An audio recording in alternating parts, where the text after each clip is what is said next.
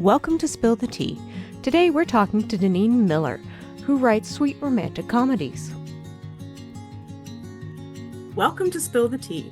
And today we have Dineen Miller with us, who writes lovely sweet comedy romance. And her newest book is set to be released on May 28th, and it is called Tamed to be Messy. Would you like to tell us a little bit about your book, Dineen? Oh, I would love to. Tame to be Messy is about Nick and Hannah, and then of course there's the adorable dog Bandit. So Nick is a former player. He's also a lifeguard. The series features lifeguards. I live in a beach town, so beach is part of my life. Lifeguards are on the beach, so they were a natural inspiration. So in the book previous to this, Nick is a secondary character and he's injured. So Tamed is about his recovery from a torn rotator cuff. He was injured saving someone. So it's about his journey to get his life back. That's all he wants, is to get his life back, get back on track. But he's also kind of a former player. And then there's Hannah, who is his best friend's sister, little sister.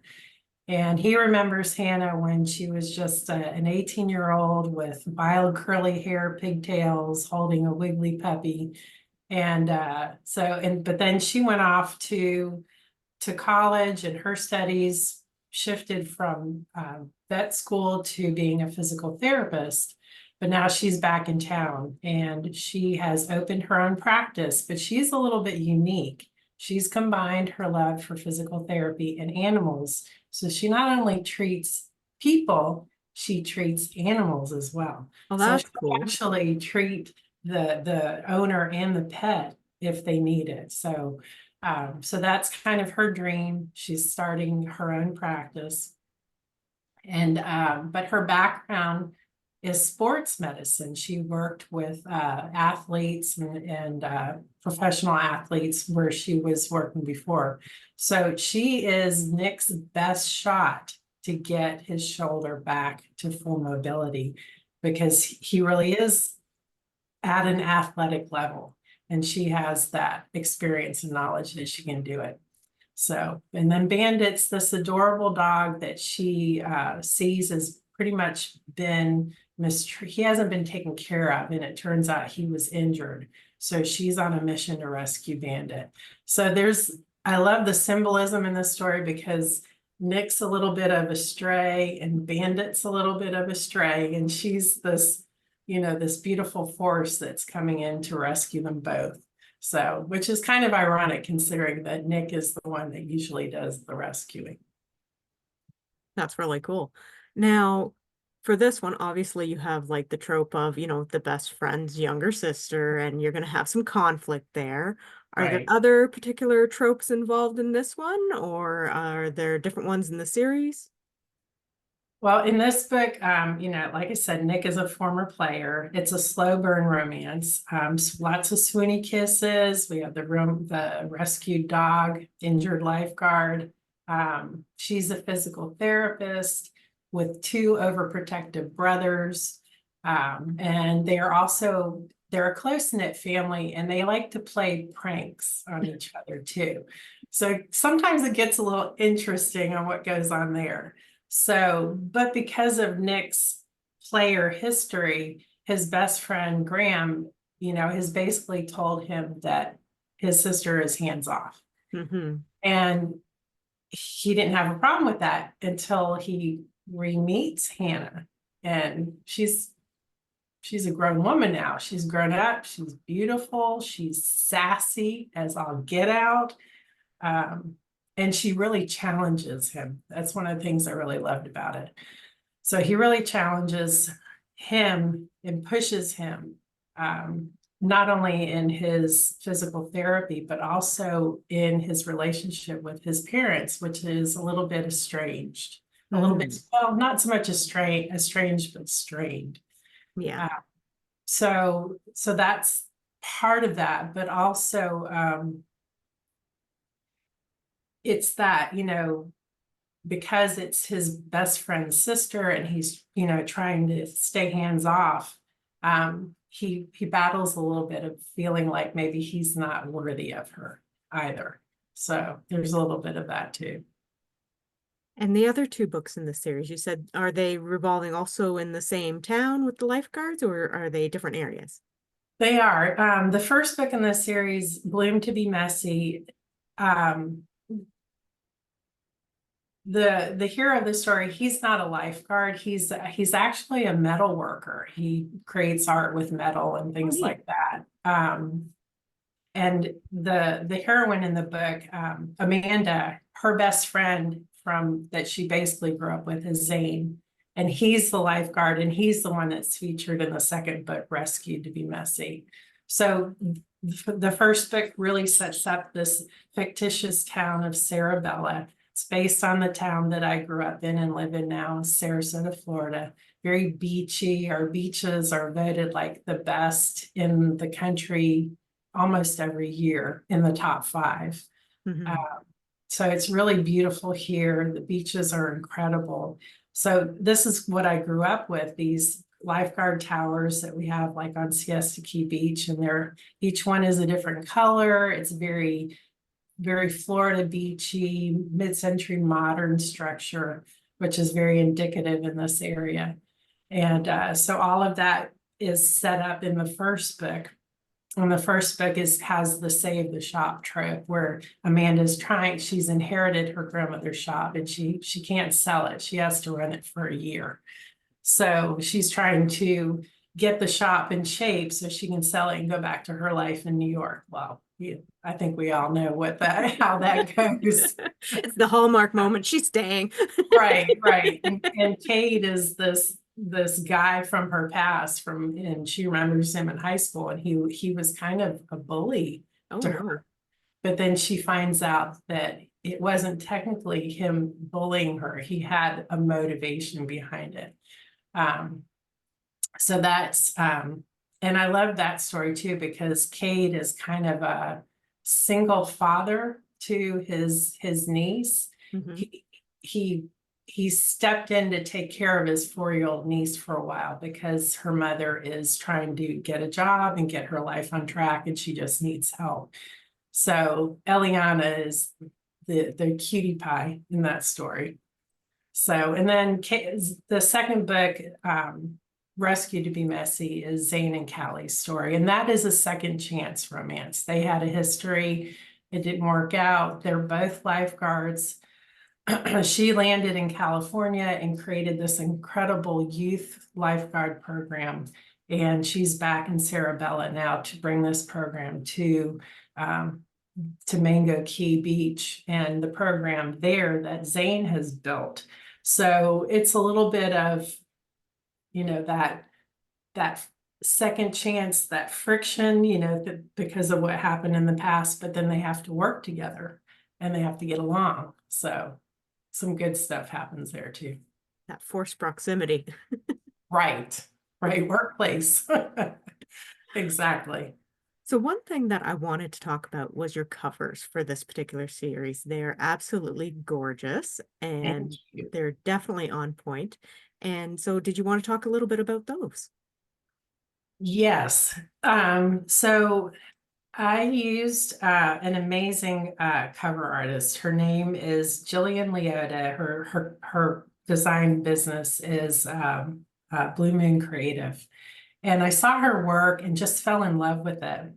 And even though I'm a graphic designer and I've done a lot of covers for authors in the past, I really wanted to work with a designer on this project. And like I said, I really loved her work. She's such a natural gift with layout, with fonts.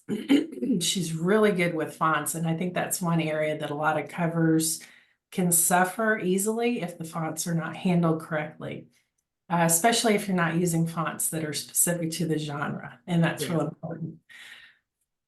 So she had a really, she was really great. She's great to work with. I've really enjoyed it. Excuse me. The other thing I've done is I've worked with a gentleman named Dylan, Designs by Dylan. And what I've done with him is I was able to find pictures, actual photographs. Excuse me, got a tickle. It happens. Um, because the first cover that I worked with Jillian on, we used stock characters. Mhm. And the problem with that is you're going to see those characters on other covers because Yeah. it's stock, and that can happen. So I wanted to make sure that they were unique. So after we did the second book, Rescued, I picked out photographs of characters for the Christmas book. That's this one. So, and these were photographs that he converted to illustrations. And Oh, neat. this guy, he's great. He is so great. So he did the characters for me for that, which I was able to just send to Jillian because she, she had the covers figured out and the layout. So we knew what they were going to look like through the series. And then with Tamed, again, found 2 pictures and sent them to him to create the characters for me.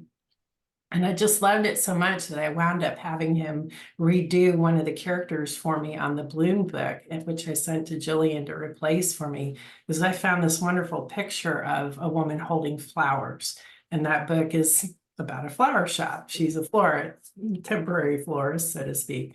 So between these 2 wonderful designers, I just think the covers have come out spectacular. They're really great. I'm really happy with them. And how did you come up with doing the little heart with the kind of ribbon for your eye? Because I that's actually, beautiful on your name.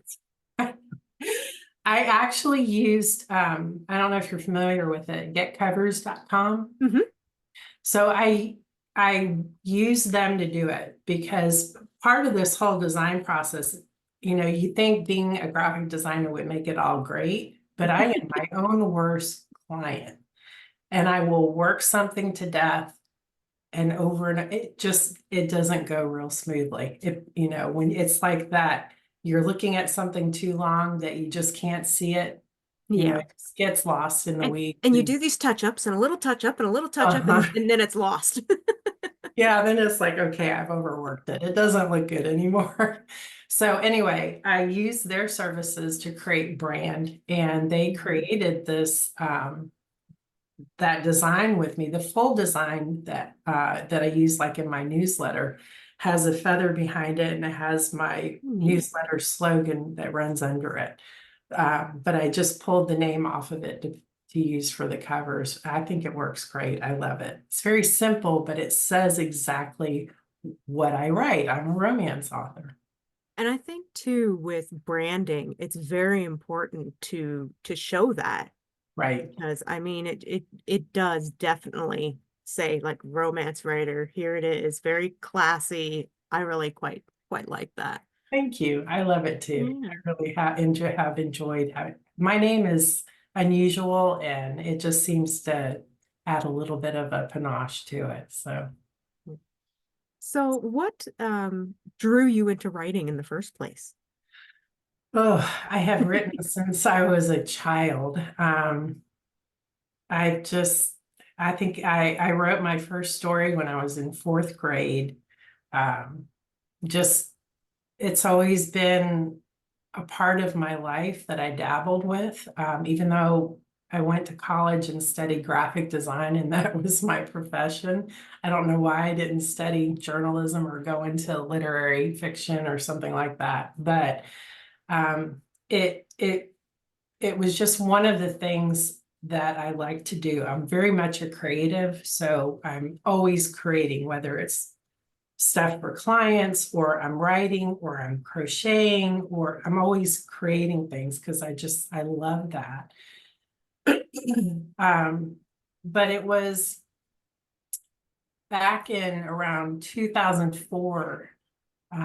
Actually, it was like around 2002, 2003. We had just moved back from Europe. We had lived abroad for a few years.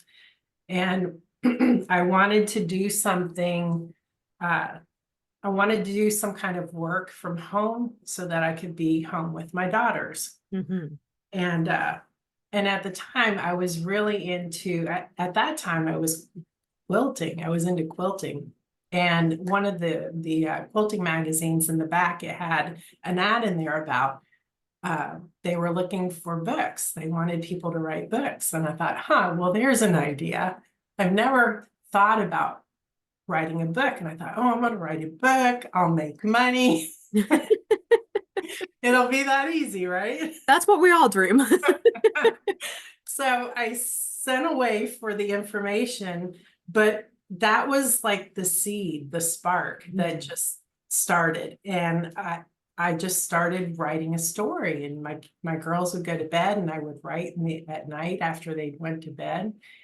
And and then the packet came and it was about writing a craft book.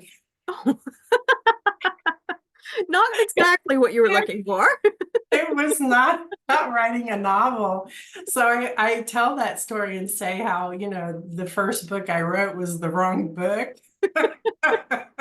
As is often the case with most writers.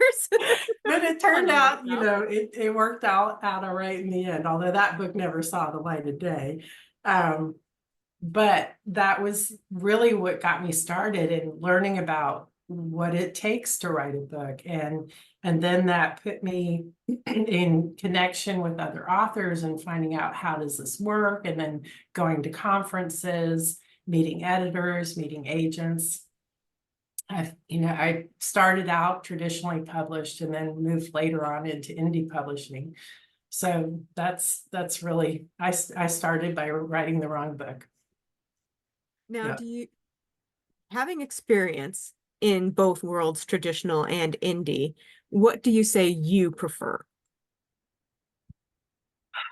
And it's different for everyone, right? Right. It is really, it's actually a hard question to answer, because it's kind of like, what's your focus? What's your goal? Mm-hmm. If you like having control over everything, if you like having say over your covers and what your book looks like and how often you put a book out and what you're writing and things like that, then being independently published is definitely the way to go. Because with that comes the reality that we're not only writing, we have to be our own marketer, our own publicist. We wear many hats in order to do that. As far as traditional publishing, you get the benefit of not having to do it all on your own. Mm-hmm. But you also pay for that, just like you do as an independently published author, but it's just different. You're giving away part of your profits because you have this publisher who needs to make money too. So they're investing in you. So that takes money to run ads, to market, whatever. So I think it's just, like you said, it's really a personal decision. What is it you're going to be comfortable with? What are you willing to do? How much are you willing to put towards marketing if you're going to do it yourself? Do you want to run ads? Do you want to do promo stacks? Do you want to build a newsletter? Although a newsletter, whether you're independently published or traditionally published, you got to have a newsletter. That is like one of our best tools we could have. And I could go on and on about that alone. But it really is kind of, there are times where I think, well, maybe I should. And I actually recently did reach out to my old agent and say, I'm thinking about going back to traditional, because it was a really rough month. And but then, it's like then the next month comes and things get better. And I'm like, maybe this isn't so, maybe I can really do this after all. So it's really, it's a hard decision. There are times, most of the time I love being independent, but there are times that that I wonder if there may be a way to do a little bit of both. Like right now I'm trying to investigate how feasible it would be to use a publishing company to do my audiobooks, because it's very expensive to produce a good audiobook. Yes. And the AI technology is just It's coming, but it's not there yet. right, especially not for rom-com when you have humor and you have Mhm. inflection, and that's really important because there needs that acting, that nuance needs to be there to bring that forth. So so we'll see. That's interesting. Now, have you always written the rom-com or have you written other genres? I started out writing romantic suspense. Oh, cool. That was way back in the day. And my first novel was traditionally published. It was a romantic suspense. And then I moved a little bit into thrillers. And then the pandemic hit. And you found that rom-com was what you needed to offset the pandemic blues.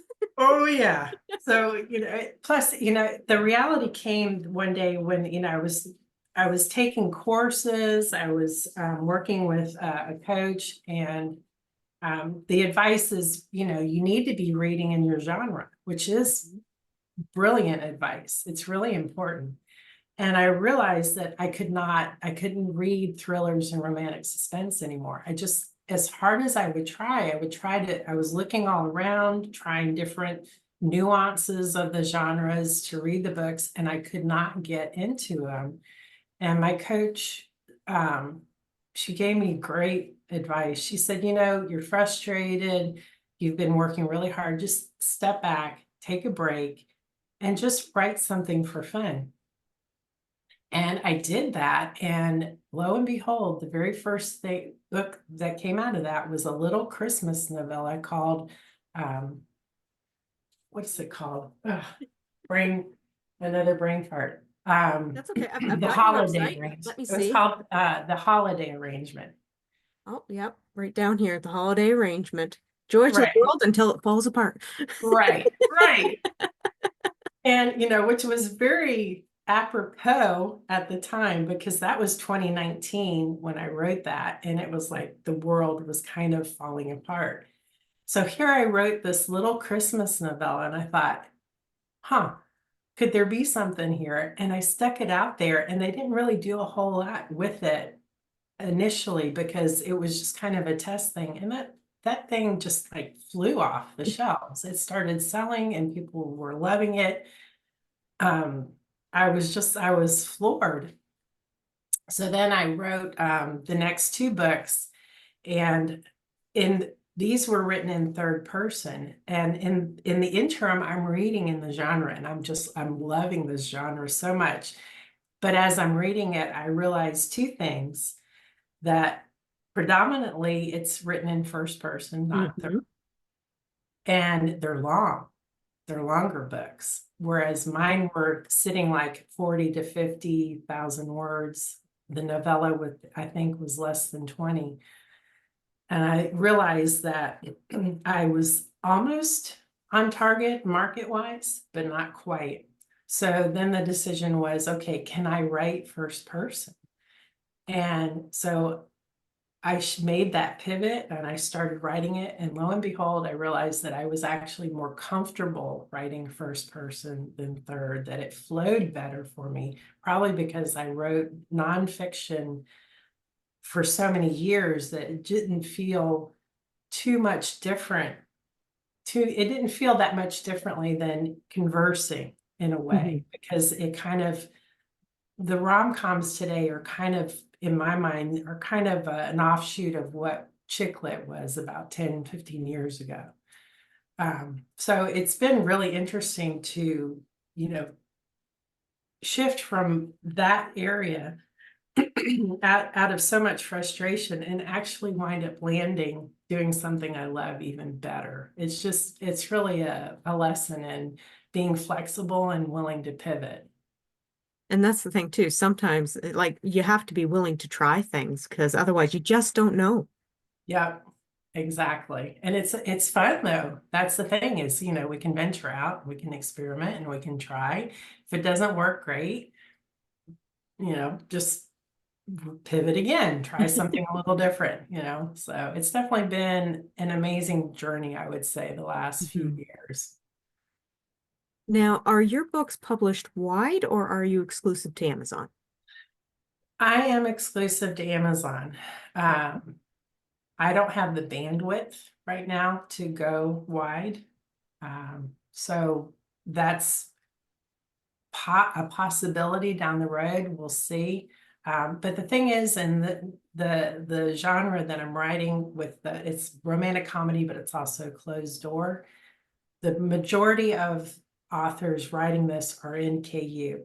Yeah, So that's where the readers are, and that's, you know, that's where we have to be, you know, because that's why we're writing, is for the readers. So we write for where, and we go where the readers are. it definitely is reader expectation because they expect you to be in KU. They're expecting you to hit your marks for the book and your brand and everything else. And 100% you have to hit that target market, otherwise it doesn't work. Right, Yeah. exactly. Yeah. Yeah. So, speaking of target markets, let me see. I was going to say, because I think I'm looking at some of your suspense there ones with the prophetic arts. Did you want to talk about those books a little bit in case anybody was interested in them or? Oh, yeah, sure. The prophetic art series is a faith-based romantic suspense. The first book, The Soul Saver, that was the book that was originally published by Barber. It also won a Carroll Award through Oh, nice. ACLW. So I'm just very, that book is, you know, will always hold a special place in my heart, because the the the series title, The Prophetic Arts, kind of comes from what it meant for me in real life, because I came up with this idea.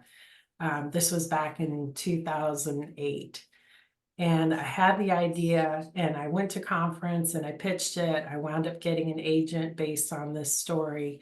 And like 2 weeks after we got back, um, we found out my daughter had a brain tumor. Oh, no. And in the story, the couple, they're still getting over the loss of a child that died from a brain tumor.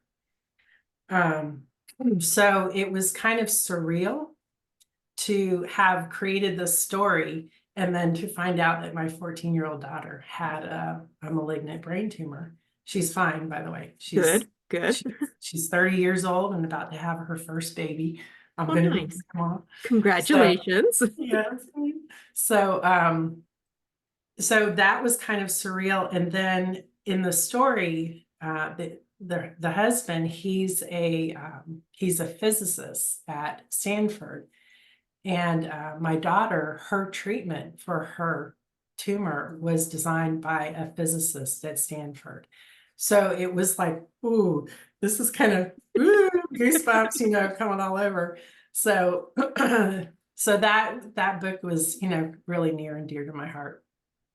The second book continues the story, and then the third book um, is almost a standalone, but it kind of creates the same feel in the sense that, whereas in the Soul Saver and the Soul Redeemer, Lexi is she's a sculptress, and that's how she receives the impression of the people that God's sending her to help, because she sculpts these faces and then she's basically goes into real life and encounters this person she's sculpted the Oh, face of. cool. So Final Stroke is very different. The hero in it, Elliot, he's an ex-mercenary and he's also an artist. So he paints these paintings, but his story is totally about redemption, because he feels like he has to pay for his sins of the past. Mhm.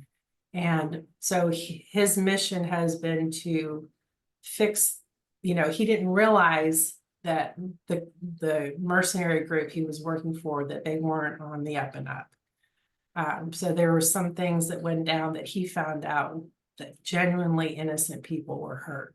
Oh, that's too bad. So he took it upon himself to fix these situations, and there's always a painting involved that kind of tells him what needs to be done.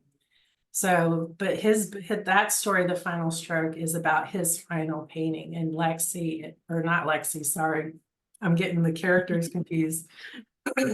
Elliot. Sorry. Oh gosh. Elliot? Was it? Elliot is the Yeah. hero, and oh A gosh, her name lovely is lady. out of my head. Anyway, the heroine, she's his last case to fix. And that book, I still think it's one of my favorite stories because I love Elliot's character so much.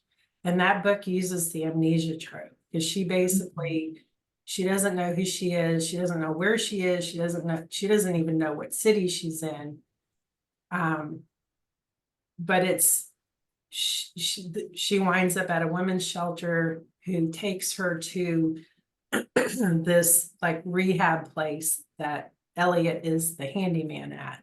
So it's like these external forces are working to bring her to him so that not only can he make amends, but realize that he doesn't have to keep punishing himself, that he is redeemed, and that and then, there's a love story there too. So That's really neat. Yeah. So, did you get the rights back for those books, or are they still traditionally published? the only the first book, The Soul Saver, was traditionally published, Okay. and I did. I'm not sure what was going on. About 6 months after I won the Carol, Barbara decided to take it out of print, out of Hmm, publication. So I got it back and I put it back out myself, and then proceeded to write the next two books in the series. neat. And just because we're getting close to the end, we're running out of time. I am going to put all the descriptions and links to your website, your social media, and some of your books in the description area. So if anybody wants to click on those, they can find you, find out more about your books. And I was just wondering if you had any advice for new writers out there. Oh, that's a good one.